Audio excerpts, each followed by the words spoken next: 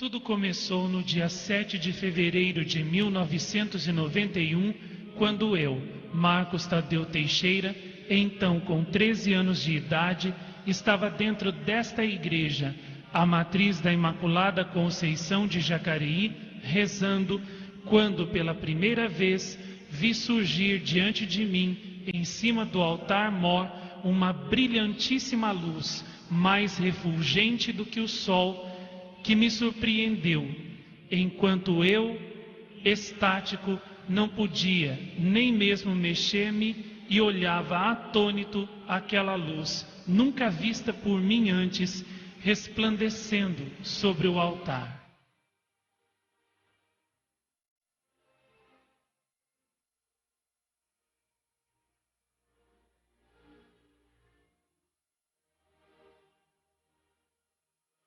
De dentro daquela luz brilhantíssima saiu uma voz, doce, meiga, uma voz de mulher, que me disse amorosamente: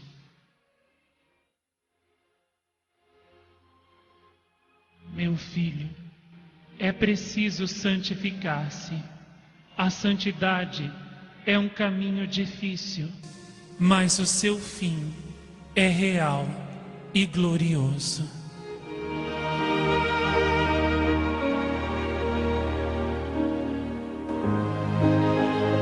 Em seguida, aquela brilhantíssima luz desapareceu e tudo voltou ao normal. Levantei-me e saí correndo de volta para casa. Embora eu tivesse sido criado em uma família tradicionalmente católica, eu jamais podia imaginar que estas coisas pudessem acontecer a alguém, muito menos a mim. Discorria comigo mesmo sobre o que havia acontecido e o que poderia ser aquela luz tão maravilhosa e aquela doce voz que havia falado comigo.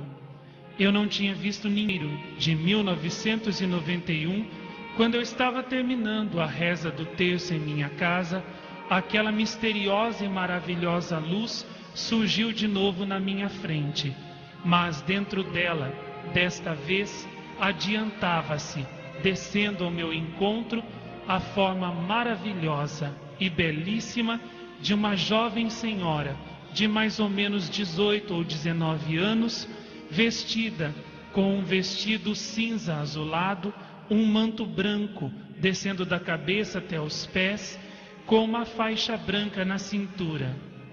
Trazia ao redor da cabeça um círculo de pequenas luzinhas azuis, pequenos pontos luminosos azuis que brilhavam intensamente. Em suas mãos havia um terço de contas mais brancas do que a neve e mais brilhantes do que as estrelas. Tudo nela era beleza, encanto e doçura. Eu não conseguia novamente mexer-me, não podia sequer fazer um gesto. Olhei então para aquela doce senhora com um pouco de medo, mas também com grande alegria. Ela então veio ao meu encontro e abraçou-me meigamente. Naquele momento, eu pude escutar até mesmo seu coração batendo. As lágrimas de alegria e de uma emoção tão forte e desconhecida por mim desciam dos meus olhos. Perguntei àquela senhora se ela amava-me. Sorrindo, disse-me que sim. Perguntei-lhe se ela desejava que eu estivesse sempre com ela e ela comigo. Ela também novamente respondeu que sim. Em seguida, completou: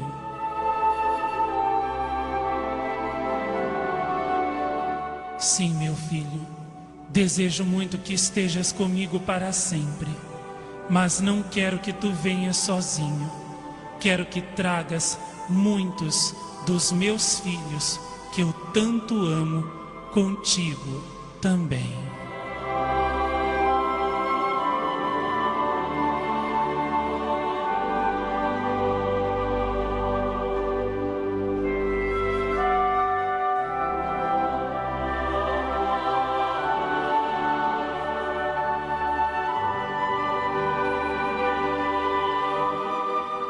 Em seguida, a bela senhora deixou-me.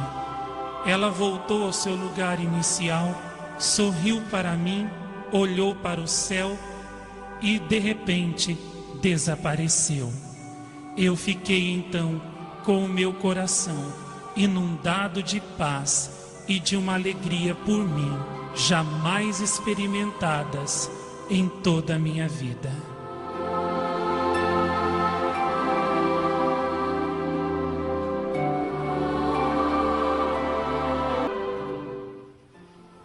A terceira vez, que foi em julho daquele ano de 1991, julho ou agosto, não me lembro bem o mês, só sei que fazia muito frio, eu estava novamente rezando em casa e tinha diante de mim um frasco de água benta que eu já havia deixado ali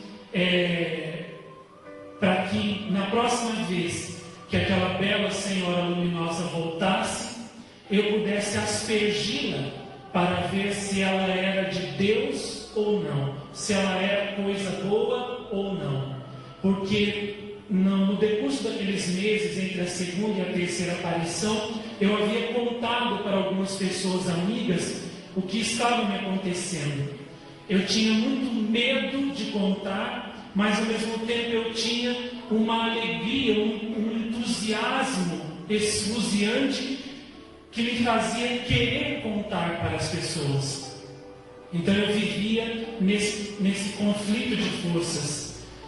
E um dia que eu não aguentei, aquilo era mais forte do que eu contei para algumas pessoas. Umas acharam que poderia ser uma coisa muito boa. Outras pensaram que poderia ser alguma coisa não muito boa. Então surgiu dentro de mim aquela angústia, aquela dúvida: será que isso que está me acontecendo é bom ou não? Por isso eu deixei aquela água benta lá para aspergir a jovem senhora. E num dia que fazia muito frio, eu estava terminando de rezar o texto, ela apareceu novamente e dessa vez eu tive tempo de pegar o frasco de água benta e aspergir a jovem senhora luminosa, que ficou com pingos de água, em todo o seu vestido. Quanto mais eu aspergia, dizendo, se vós vindes da parte de Deus, ficai, se não, ide embora. Quanto mais ela aspergia, mais ela sorria. Quando eu já tinha aspergido toda a água benta que eu tinha, olhei para ela então, sorrindo, me disse: meu filho, não tenha medo, eu não te farei mal, eu venho do céu, eu não sou do mal, eu sou do céu. E então ela me sorriu e desapareceu. Depois, mais ou menos em setembro daquele ano, ela voltou novamente, me aparecendo num pequeno jardim que tinha na minha casa, quando eu voltava da escola, por volta das 10:30 da noite. Ela me apareceu ali, brilhando mais do que o sol, sendo que um detalhe interessante dessa aparição é que tudo nela, naquele dia, era branco, inclusive as mãos e o rosto.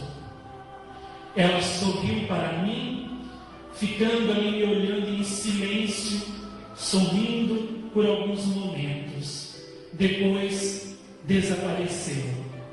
E a quarta vez foi no Natal daquele ano, ou melhor, a quinta vez foi no Natal daquele ano de 1991, bem na noite de Natal. Eu estava terminando de rezar o texto e ela surgiu novamente na minha frente, linda, maravilhosa, brilhando mais do que o sol.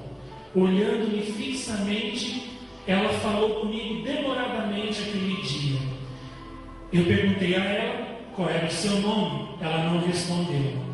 Depois, em seguida, ela me fez uma série de recomendações, pedindo que eu me consagrasse totalmente a Deus e à Mãe de Deus, vivendo uma vida de muita oração, muita penitência, de renúncia aos prazeres do mundo, bebidas, baladas, noitadas, que levasse uma vida pura, que vivesse como uma alma verdadeiramente consagrada a Deus. Naquela época eu tinha 14 anos, eu não sabia o que eram os prazeres do mundo, eu não tinha ainda experimentado esses prazeres, mas eu tinha ideia do que eles eram, e eu tinha consciência daquele sim que eu estava dando para aquela senhora. Eu tinha consciência desse sim. Eu tinha consciência de tudo aquilo que me era pedido e de tudo aquilo que eu estava ofertando, sacrificando naquele momento. Então eu respondi sim. E como sinal da minha consagração, eu decidi usar, a partir daquele dia, para sempre no meu pescoço, um crucifixo que identificasse, que servisse de distintivo, de sinal da minha consagração. Mas não era um sinal para os outros, era mais para mim mesmo. Toda vez que eu olhasse o crucifixo, eu me lembraria do sim que eu tinha dado e de como eu devia ser fiel a esse sim. E naquela noite a Senhora falou demoradamente comigo, me fazendo uma série de recomendações do que eu devia evitar, do que eu devia renunciar, do que eu deveria fugir às ocasiões de pecado e de como eu deveria viver dali para frente. E depois ela desapareceu. No ano de 1992, foram mais locuções interiores e visões interiores do que propriamente aparições. Ela falava comigo tanto quando eu estava terminando o terço, como também em momentos em que eu não estava rezando. Momentos, por exemplo, quando eu estava estudando e no meio da aula ela vinha e conversava comigo, me surpreendia, digamos assim, com a sua visita. E as mensagens daquele ano de 1992 eram mensagens que falavam da oração, da penitência, da vida espiritual mesmo. Depois, em 1993, a Mãe de Deus voltou novamente em fevereiro, quando fazia já 2 anos que ela tinha começado a vir. E então, um dia em que eu estava rezando com alguns amigos, ela apareceu repentinamente diante de mim, no meio daquela oração. E então eu perguntei a ela 3 vezes qual era o seu nome. Ela estava com as mãos postas assim, junto do peito, e então sorriu e não me respondeu. Depois, ela, olhando para mim docemente, me incutiu uma coragem maior de perguntar pela 4ª vez qual era o seu nome. Ela então olhou para o céu, depois olhou novamente para mim e abrindo os braços desta forma, como se quisesse me abraçar, ou como se estivesse abrindo as profundezas do seu coração para mim, ela então me disse: eu sou a Mãe de Jesus e a vossa mãe. Eu sou a Senhora da Paz.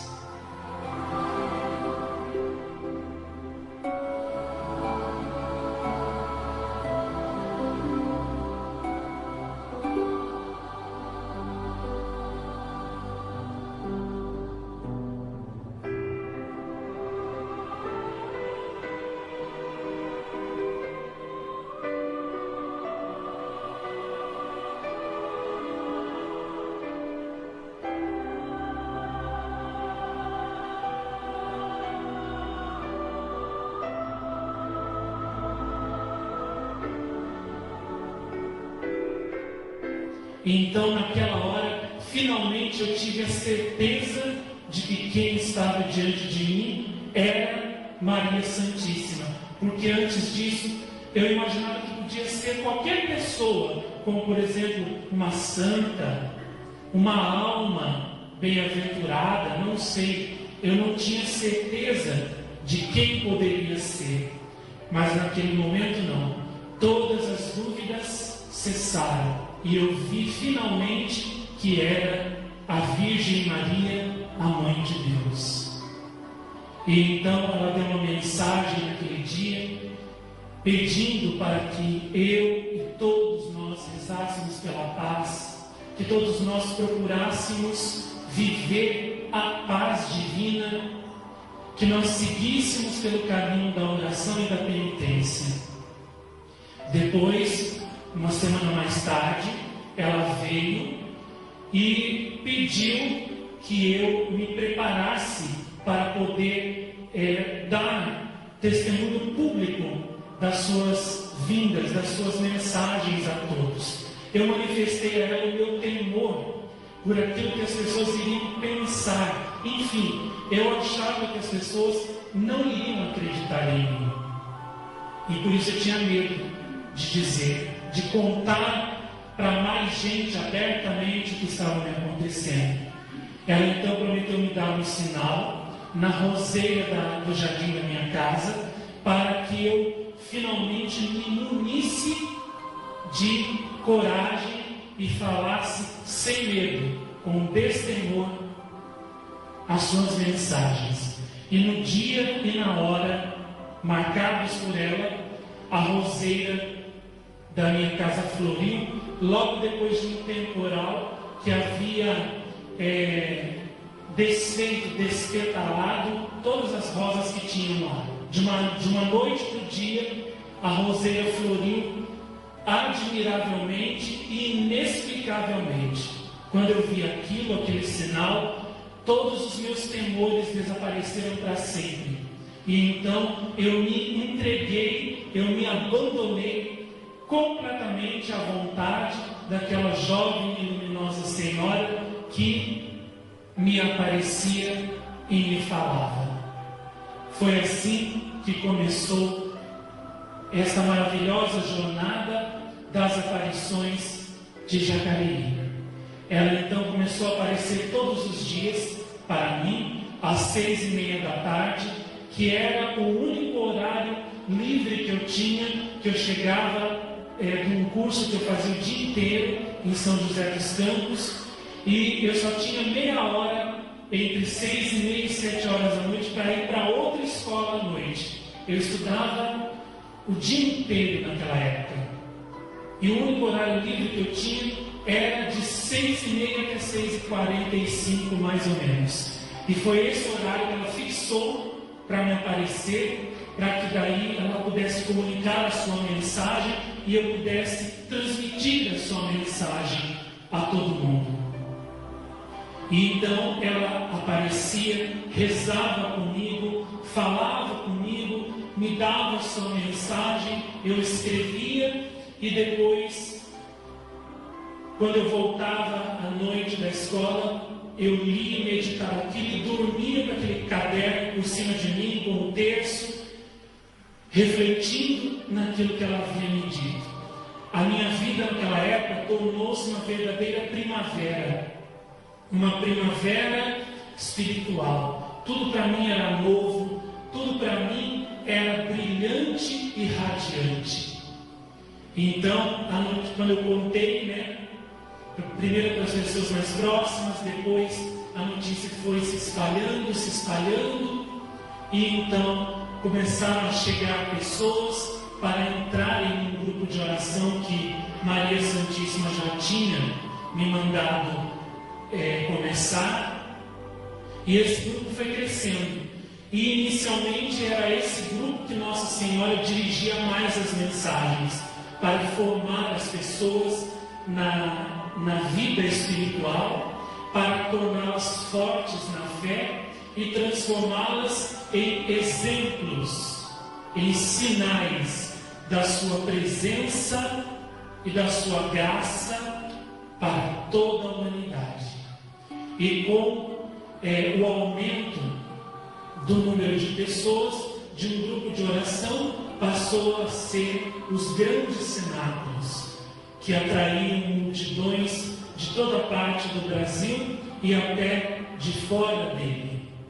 Inicialmente, esses grupos de oração se reuniam em qualquer lugar, nas casas, nos terrenos vazios, que nos eram cedidos para fazermos esses encontros de oração, esses cenáculos, até que a Mãe de Deus escolheu um monte perto da minha casa, porque ela de certo já previa que a igreja não iria aceitar as suas mensagens com todo aquele povo que seguia atrás dela em oração e fazendo penitência.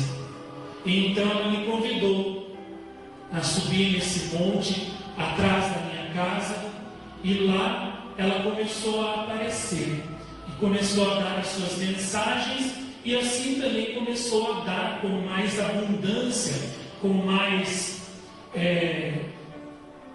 uma maior profusão os sinais para confirmar as suas aparições.